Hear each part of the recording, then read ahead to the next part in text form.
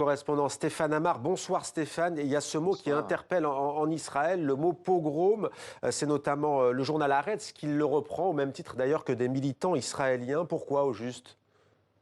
Ben, une fois de plus, la société est extrêmement clivée. Cette fois-ci, effectivement, il s'agit de ces exactions commises par des colons israéliens en Cisjordanie. Toute une partie de la gauche a effectivement employé des mots très durs. Vous le disiez, pogrom. Il y a également en ce moment même des manifestations de soutien aux Palestiniens ici en Israël après ce qui s'est passé. Mais il y a aussi toute une partie de la société qui comprend, sinon on ne cautionne ces exactions parce qu'elle estime que la coupe est pleine. Les attaques se multipliant. Il y a encore une attaque il y a un peu plus d'une heure dans la vallée du Jourdain qui a fait un blessé extrêmement grave.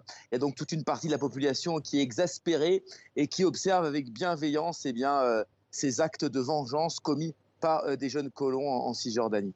Et Stéphane, ces nouvelles violences interviennent au moment où un accord a été trouvé. Ce n'était pas arrivé depuis longtemps. Accord entre Israéliens et Palestiniens pour une désescalade, hein.